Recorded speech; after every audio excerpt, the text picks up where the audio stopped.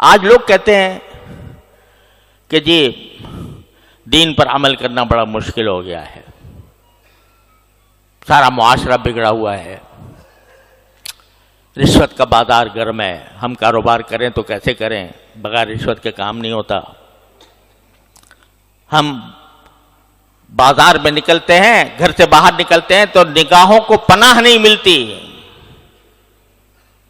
اور نگاہوں کو کیسے بچائیں؟ مجلسوں میں بیٹھتے ہیں تو غیبتیں شروع ہو جاتی ہیں، کیسے بچائیں جبکہ پوری مجلس جو ہے وہ غیبتوں سے گرم ہے؟ کیسے بچائیں؟ تقاضا ہوتا ہے نماز باجماعت کا، اور ہم ایسے ماحول میں رہ رہے ہیں جہاں کسی کو فکر نہیں ہے، تو ہمارے دل میں بھی رکاوٹیں پیدا ہو جاتی ہیں۔ غرض سارا ماحول ایسا بگڑا ہوا ہے کہ اس میں ایک تنہا آدمی کیسے اس طوفان کا مقابلہ کرے؟ تو یہ دعا اللہ تعالیٰ نے تلقین فرمائی، ارے بھائی اگر مشکل پیش آ رہی ہے، دشواری ہو رہی ہے، پریشانی ہو رہی ہے، تو کیوں ہم کو نہیں پکارتے؟ کیوں ہم سے نہیں کہتے؟ کہو ربنا آتنا من لدنک رحمتا وہیئ لنا من امرنا رشدا۔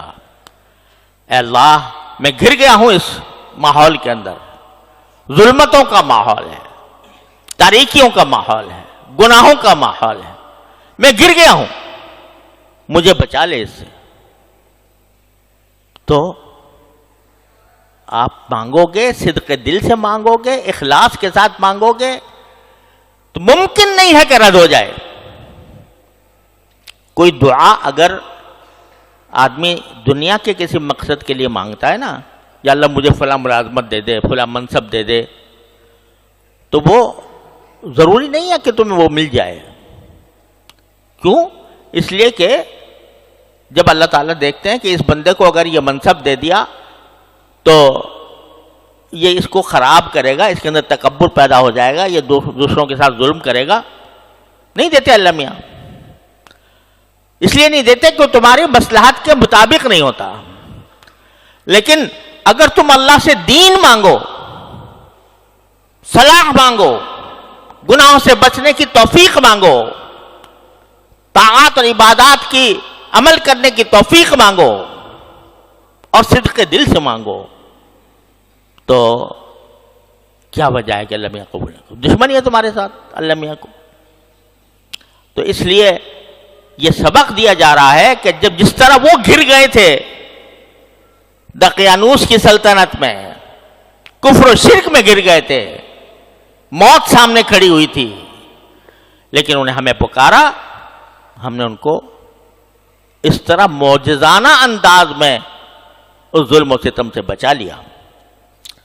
تو اس لیے جب کبھی یہ شیطان کا دھوکہ دل میں آئے کہ بھائی اگر بعض لوگ کہتے ہیں کہ جی اگر ہم صحابہ کرام میں کے زمانے میں پیدا ہوتے تو پھر ہمارے لیے دین پر چلنا آسان ہو جاتا،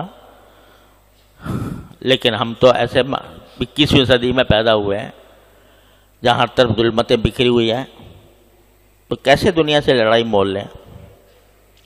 تو ہمارے حضرت والا فرمایا کرتے تھے، اللہ تعالیٰ ان کے درجات بلند فرمائے، کہ ذرا تصور کرو کہ میدان حشر سجا ہوا ہے، اور اس میں اللہ تبارک و تعالیٰ کے سامنے تم پیش ہوئے ہو، تم سے سوال ہو رہا ہے کہ تم نے دین کے فلاں حکم پر کیوں نہیں عمل کیا تھا، فلاں گناہ کا کیوں ارتکاب کیا تھا؟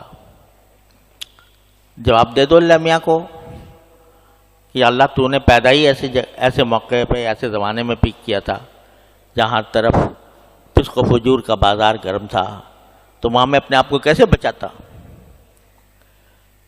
تو اللہ تعالیٰ اس کے جواب میں اگر یہ فرمائے کہ اگر تمہیں مشکل پیش آ رہی تھی مجھ سے کیوں نہیں مانگا؟ میں نے جگہ جگہ قرآن کریم میں فرمایا ان اللہ علی کل شیء قدیر۔ کیا میری قدرت پر بھروسہ نہیں تھا؟ کیا میری رحمت پر بھروسہ نہیں تھا؟ کیوں نہیں مانگا مجھ سے؟ اخلاص کے ساتھ کیوں نہیں مانگا؟ کوئی جواب ہوگا؟ لہذا اگر کبھی یہ خیال آئے، ایک آدمی ہے کسی گناہ میں مبتلا ہے، نہیں چھوڑا جا رہا اس سے، تو یہ تو کرے کم سے کم روز مانگے، چلتے پھرتے مانگے، اٹھتے بیٹھتے مانگے، یا اللہ میں پھنسا ہوا ہوں، اپنی رحمت سے مجھے اسے نکال دیجیے۔ کوشش بھی کرے اور اللہ سے مانگے بھی۔ دیکھو ان حضرات نے یہ نہیں کیا کہ وہیں بیٹھے رہتے اسی ماحول کے اندر اور ماحول میں بیٹھ کر مانگتے اللہ میاں سے کہ مجھے نکال دے ان میں سے۔